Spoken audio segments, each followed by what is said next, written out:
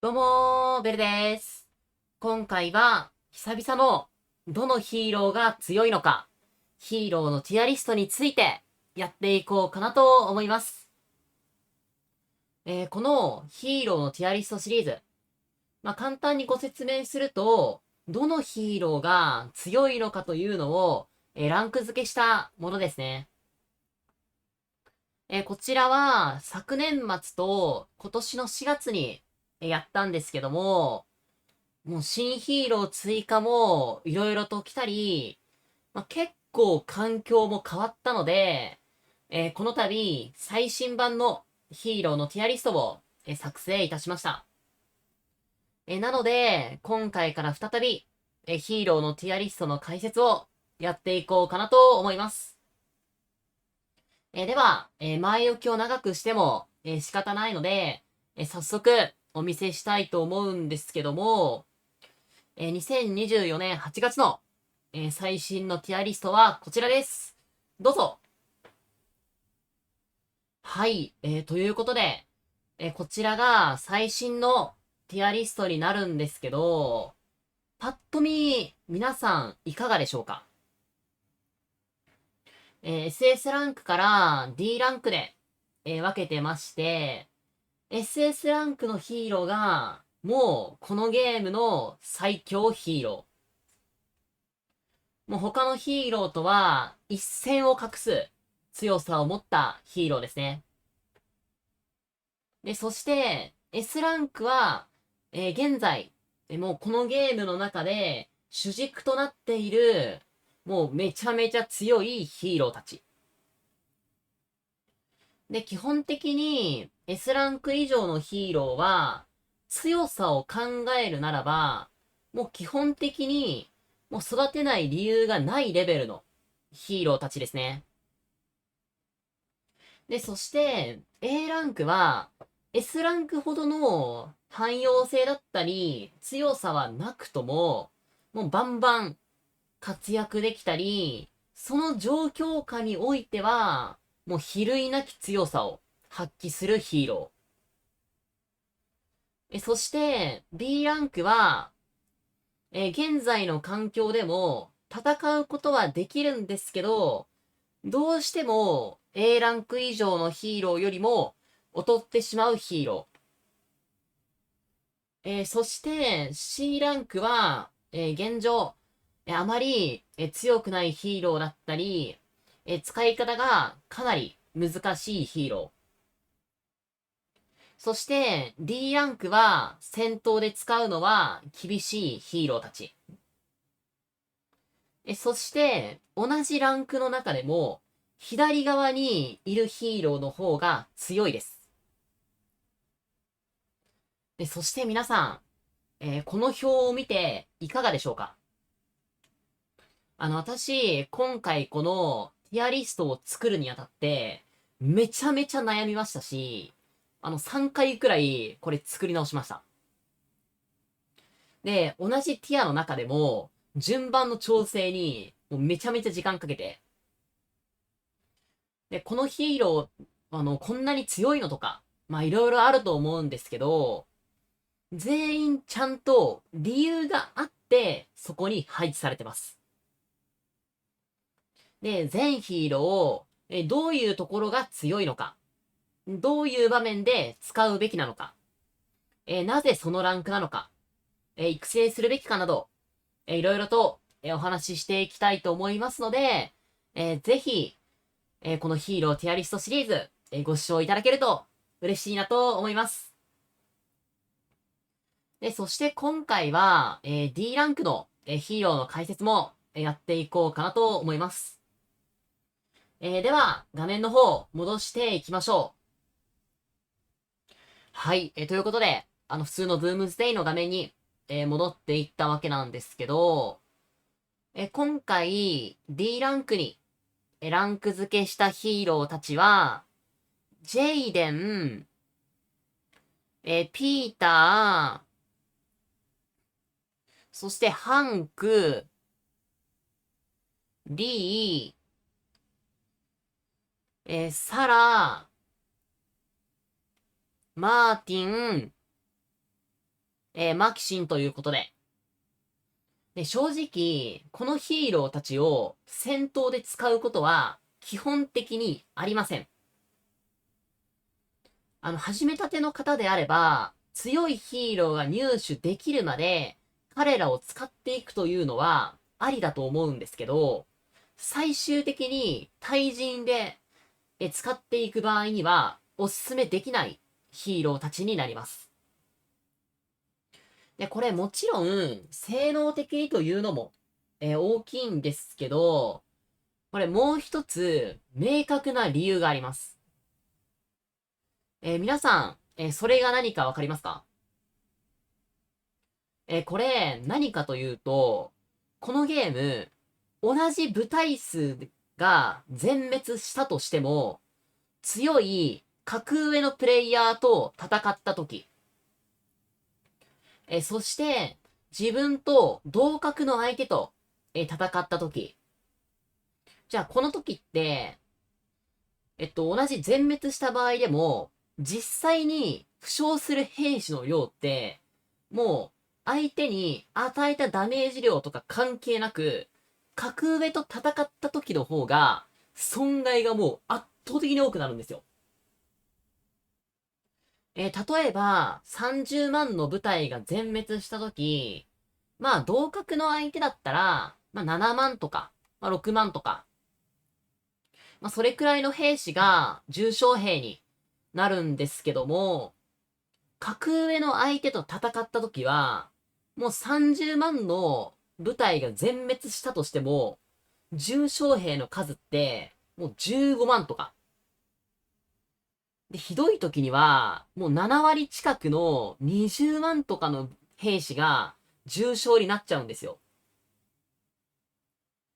で、そして、戦闘イベントでは、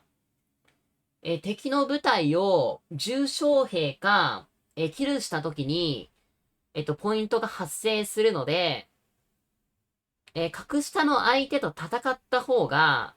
自分の被害も少ないし、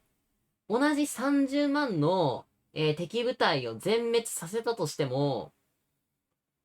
ポイントだと、もう格下のプレイヤーを倒した方が、重傷兵をたくさん、相手に出せるので、もう美味しくて。で、そうなると、自分自身も格下のプレイヤーを狙う反面、相手も格下のプレイヤーを狙ってくるわけじゃないですか。で、1対1の状況だったら別なんですけど、この Doomsday って、基本的に集団戦が基本となるゲームなので、もうどうしても、どの部隊から倒すかっていうのを、お互い考えてるわけなんですよ。もちろん、全体の局面を意識して、相手の火力が高い人から、とにかく落としていくっていうのも、すごくいい戦略なんですけど、ポイント目的で戦ってるときは、ポイントをたくさん稼げる。そこまで強くない人を優先して狙うことって、正直かなりあるんですよ。で、そして、その時の判別で使われるのが、このヒーローで、今回の D ランクのヒーローは、強いプレイヤーたちの中では、全く使われないので、このヒーローを使ってる。すなわち、まだそこまで強くない人だと判断されてしまって、真っ先に狙われちゃうんですよ。で、まあ C ランクのヒーローも、野戦では真っ先に狙われちゃう、ヒーローではあるんですけど、まあ本当にこれ、もう強い人たちに狙われちゃうと、一瞬で病院が満員になっちゃうので、もう戦闘が楽しめなくて。なので、このヒーローたちは、火力や耐久力だったりの性能面も大きくあるんですけど、この集団戦での狙われやすさという観点からも、戦闘でおすすめできないヒーローたちというようになるのかなと思います。ただ、あくまで、つなぎ要因として割り切って使うのであれば、全然問題なくて、対人の戦闘じゃなくて、もう最初の、ゾンビ狩りとか、あとそういうので、使っていったり、あとは、収集用ヒーローとして、使っていったり、するのには、非常に適性がある、ヒーローたちもいますので、ぜひ、最後までご視聴いただけると、嬉しいなと思います。では、まず、D ランクのヒーローのジェイデンからですね。彼は、思い出の旅や、レーダーのイベントから、入手できるので、育てやすさが、もう何よりも魅力ですね。まあ、ただ、どうしても戦闘では厳しくて、仮に彼を覚醒させたとしても、基本的にレイジスキルだけをマックスにした B ランク以上のレジェンドヒーローに劣ります。なので、彼は、あくまで戦闘で使えるレジェンドヒーローが取れるまでのつなぎとして完全に割り切りましょう。そのヒーローが取れるまでは、ヒーローのバッジを使って育成するのもいいと思うんですけど、逆に、もう B ランク以上のヒーローが入手できたら、ジェイデンの育成って完全に止めちゃって OK です。それよりも B ランク以上のヒーローを育てた方が強くなれますし、早く戦闘デビューできます。ただ、このジェイデン、ある程度、ヒーローが揃うと、使い道が、なくなってしまうと、思いがちなんですけど、彼は、ゾンビハンターの才能を持ってるので、ゾンビ狩り要員としてずっと使えます。なので、彼は、彼を、じゃあ覚醒して、じゃあもう覚醒したのになんか使えないの。すごく残念だなっていうのは、あるかもしれないんですけど、ゾンビ狩りでちゃんと使えるので。なので、無理に戦闘で使うのではなくて、序盤だけは彼にお世話になって、ヒーローが揃ってきたら、彼はゾンビ狩り専門要員に転向してもらう。そのような使い方が良いのかなと思います。では次に、ピーターとハンクですね。彼らは、ラリー用のヒーローという位置づけなんですけど、もう正直、今の環境に全く追いつけてません。というか、彼らは初期ヒーローで、その初期状態であっても、彼らってラリーで使われないレベルだったんですよ。そして、何倍にも、ヒーローが増えた現在であっても、当然、もっとラリーに適性があるヒーロー、たくさんいるので、使われなくて。彼らは、レジェンドヒーローなので、一見強そうに見えて、しかも、こちらの、ヒーローのガチャからも、入手できるので、彼らを、育成しがちなんですけど、本当に彼らを育てる意味というのはないので、育成するための経験値だったり、このヒーローバッジ。これが本当にもったいないので、彼らは入手しても育てずに置いておいていただくのが良いのかなと思います。そして、次に、リーですね。で、一応彼、範囲ダメージかつ、デバフ効果持ってるんですけど、ちょっと他のステータスアップとかが、これかなり弱くて、範囲ダメージも、これ、このダメージ係数じゃ、さすがに物足りなくて。もし今後、デバフ状態の敵に大ダメージを与えられるようなヒーローが来れば、そのヒーローとの組み合わせで、一躍大出世ということも、なくはないんですけど、現在だと出番は正直ゼロなので、ピーターとハンク同様に、育成するための経験値だったり、ヒーローバッジが正直かなりもったいないので、入手しても育てずに置いておいていただくのが良いのかなと思います。そして、次にサラですね。まあそもそも彼女って収集用ヒーローなので、戦闘向けではないですね。で、一応、車の移動速度だけで言えば速いので、ある種、第3の移動速度特化部隊としての、可能性が、まあ、ないわけではないんですけど、車が、そもそも戦闘向きでない以上、バンバン戦っていくのは正直厳しくて。じゃあそうなると、まあ、車の移動速度特化部隊って、まあ、お遊びに、とどまってしまうのかなと思いきや、これ、移動速度特化部隊同士で追いかけっこしてるとき、サラの移動速度活かして、相手の逃げ道を塞ぐために、彼女で先に資源タイルに入っておいて、そのタイルを経由できなくするっていうことを、私、ちょっと前にされたことあるんですよ。で、これされたとき、私、脅威とまでは言わないまでも、めっちゃ嫌だったんで、